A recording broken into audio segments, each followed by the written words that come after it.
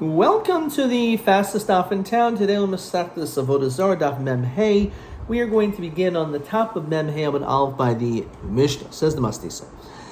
Ha-nachrim ha'oivdim es haharim. Let's say you have these people that are worshiping the mountain itself, or for that matter, v'etagvois. So we say, hey, mutar. The mountain itself is going to be mutar. However, mashalehen asurin. However, whatever is on that mountain is asur shnemar, as the pasuk says, "Osachmei kesav zahav aleihem." So that is the drasha from this pasuk, and Rashi quotes that it says "Melohehen alaharim" regarding the gods on the mountains, "V'lo haharim lelohehem," as opposed to the mountains themselves, which did not become asur. Okay. But again, they quote this pasuk of which is in Devarim, Pesil Eloheim Tisrim Be'esh. You have to destroy them with fire. Lo sachmen kesav zahav alehem. Lo kartocha pentivakish bo ki suavas Hashem lekechahu. It's an abomination. Okay. Rav Yosigli Omer Eloheihem al haharim v'lo haharim Eloheihem. Again, which is what we just saw, that the pasuk tells us that they had gods on the mountains, but not that the mountains themselves are considered to be like idols. So if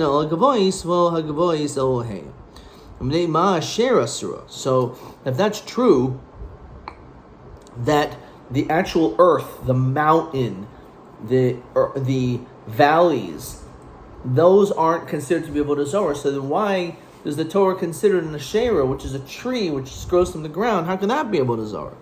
So, how's that asur? So the Mishnah says, "Memnei sheish ba tfisas yedei adam, v'chol sheish ba tfisas yedei adam asur." So it's not like a mountain that was there from the creation of the world. A tree is planted, and therefore, since there's a hand involved in its growth, therefore that's why we make a distinction between a tree and everything else. If you look in Rashi, so it says, "Shahashaych l'shem har." If a person shechs for the sake of a mountain, lo mikru zivchei mesim. That's not zivchei mesim.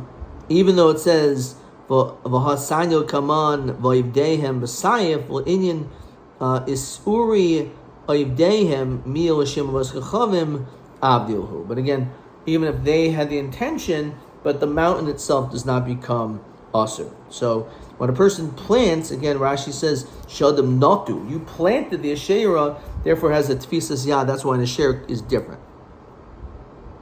Chol sheish bo tfisas yedei adam is asur. Amar Rabbi Kiva ni oivin v'edoin lefanecha. So I'm going to explain this in front of you. Kol makam she'atam maitza har gavoya v'gavoya nasa v'eitz ranan. So Rabbi Kiva says, no, the pasuk is only telling you, the Torah is just listing locations where idols are found. That's it. That's all it's saying is like, if you want to know where you have to go to find idols because you have to destroy them, so these are the locations where often they are found. Says the Gemara, Rabbi Yosi Aglili had a Tanakama. Now, according to the Tanakama, or according to Rabbi Yosi Aglili, they just bring different psukim, but they say the same thing, that a Nachri who worships on a mountain, so the mountain is not asur, just the things around on it. So what's the difference? Why do they have to quote two different psukim? What's the real nafkamina? As Rashi says, Ben Lomar, Harim B'Hagvoy Sharu. So what's the nafkamina? So the Gemara answers, Amar Barchama, Amar Ishlakish, Sipui Har Kahar Yikabinayu. The covering of the mountain does it have the status of the mountain itself? That's the difference. Tanakama Savar, it's Sipui Har Enu Kahar. Let's say there's golden ornaments on the mountain, that's not like the mountain itself, and therefore Mitzvah becomes Asur. Rav Yosiguli Savar, it's Sipui Har Harehu Kahar, right? Harehu Kahar.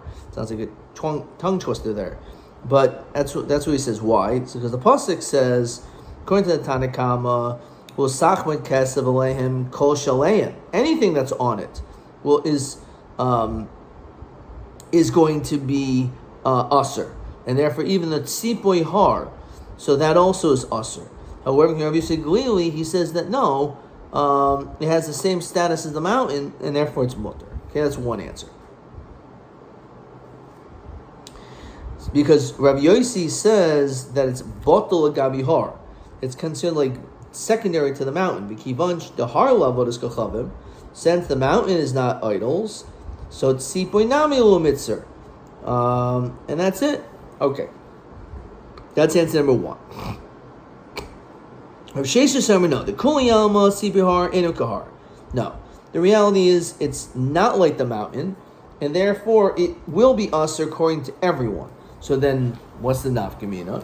So, if that's the case, as we continue to Mem Hamid Beis, Fahacha be'iwan shenatulu b'seif abdu k'mifagi.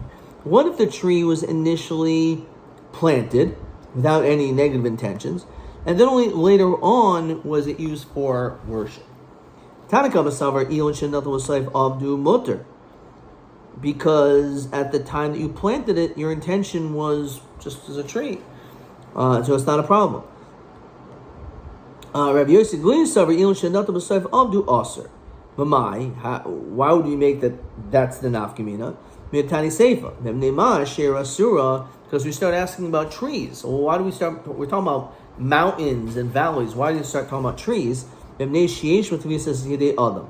Chol Sheish Matvisas Yidei Adam Aser. Chol Sheish Matvisas Adam Risui Mai. What's that coming to include? Lav Yisui Ilan.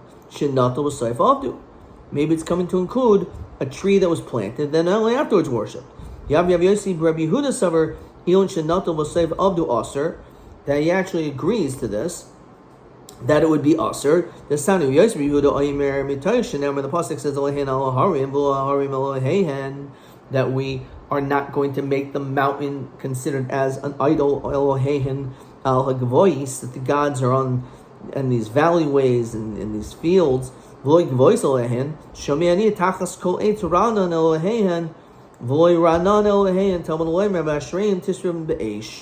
the fact that it talks about the trees, that they still have to be destroyed, there must be, even if it was a tree that was just originally planted, and then only afterwards it was used for Avodah Zarah, it still has to be destroyed. What does that come to tell you? Look at Rabbi Kiva who does. Rabbi Kiva, I'll tell you the reason why they have these words.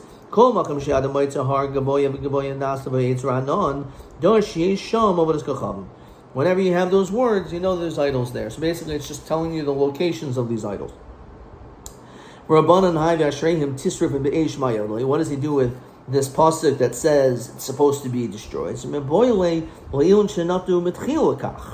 That the tree was initially planted to be worshipped. That's what it's referring to. You have Yosef Rabbi Huda Nami He doesn't need the pasuk to tell you it has to be destroyed.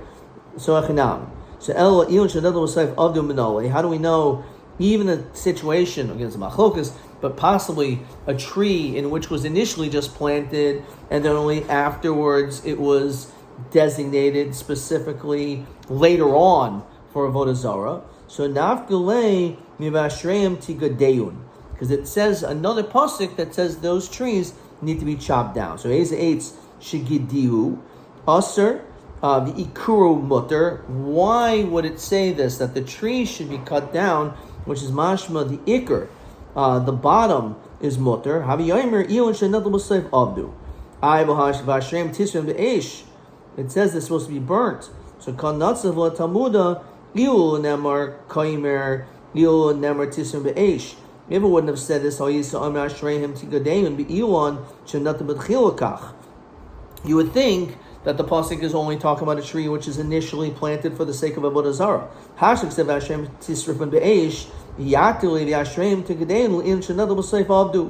Therefore, you have this extra pasuk to tell you not only a tree which was originally planted for the sake of Avodah Zarah, but even a tree which was just planted and then only later was for Avodah Zarah also.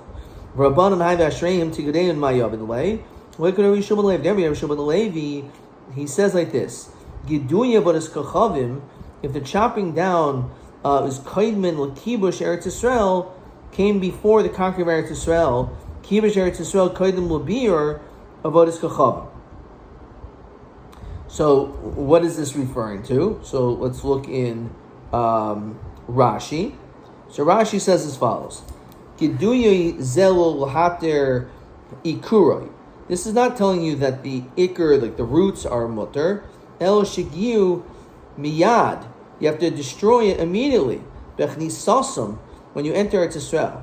Uyacha kibish, and then after you conquer it, yichbishu achreihem l'sharsham levarim. Then you should go even further and destroy everything else. Basically, it's saying destroy just chop down the trees right away, immediately when you get into Eretz Yisrael, even before you conquer it. And then once you've already conquered Eretz Yisrael, after the 7 years, then go back and destroy everything else, all the roots. The Tana Rabbi Yosef, it says, "V'nitatztem es mizbechaisam v'hanach," and then stop. Then it says, "V'shibartem es matzevaisam," you break their matzevas. V'hanach sagadartach, sreifa boy, you have to burn it. So Rav Huna radayif v'achar kach sorov. So what does that mean? So pursue and then afterwards destroy. So basically, it's telling you that you don't have to do everything all at once, but just chop down the trees, and then after you've conquered what you had to conquer, then you can do the rest. You have Yosef Yehuda, Hai Svarah Minoli. How does he know? So Navgle Ma'abid Ta'avedun.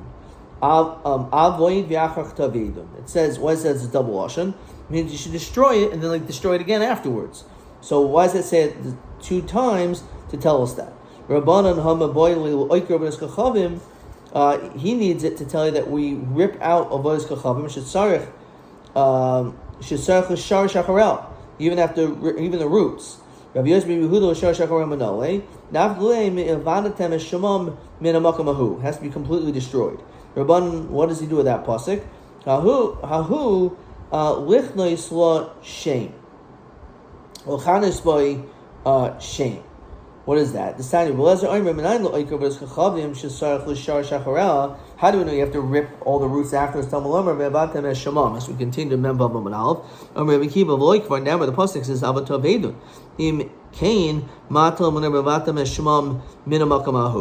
what does that come to tell you? To give it again some type of kinoi, some type of a nickname to kind of degrade it. Maybe you should give a nickname to praise it. Well, that doesn't make any sense. Why would you come up with a nickname to praise the Avodah Zarah? It's obviously should be l'ganai. It just means like this. Maybe you can give it it's supposed to give it a nickname, but it could be something neutral. Talmud Lomer shaketz t'shaktsenu, v'sa'ev se'avenu, ki cheremhu, ha'ketzad, ha'yikarina yisa beis galya. If it's given this name, which means like it's high up, karina yisa beis karoi. We call it a language of a chvir, of a shiflos, a lowly pit.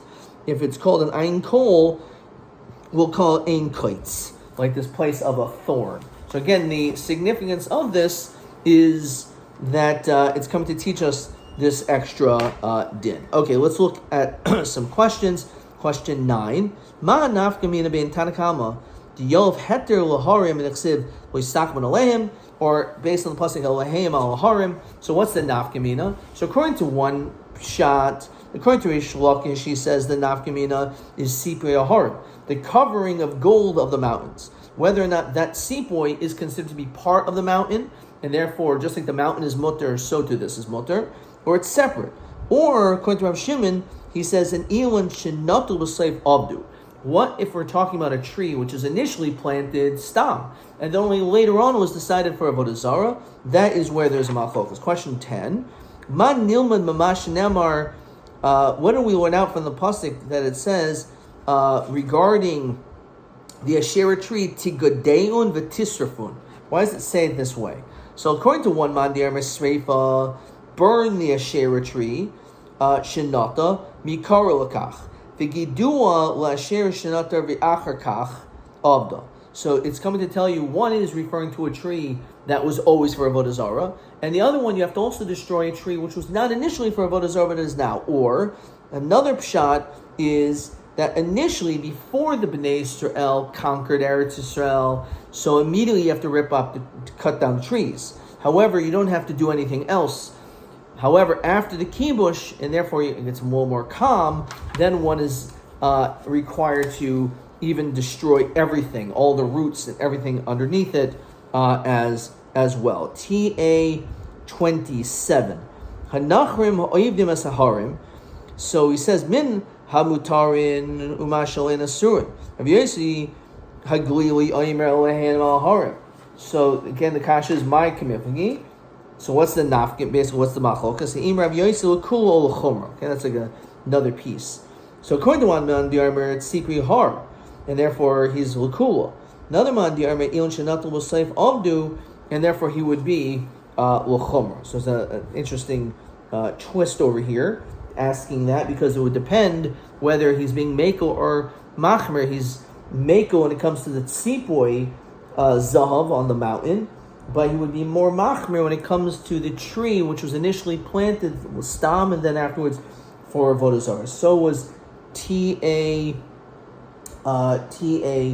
27. That was TA 27, which is pretty similar to question 9. Okay, and let's see one last question.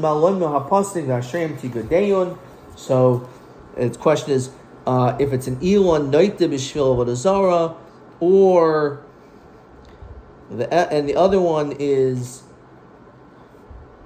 one is Avodah Zarah Echad Im Kadam Natav Yachach this, or L'Hashnas Esakol V'Yasam Hana. But this is coming to tell you again the din of kibush, that you first do the cutting and then afterwards everything else.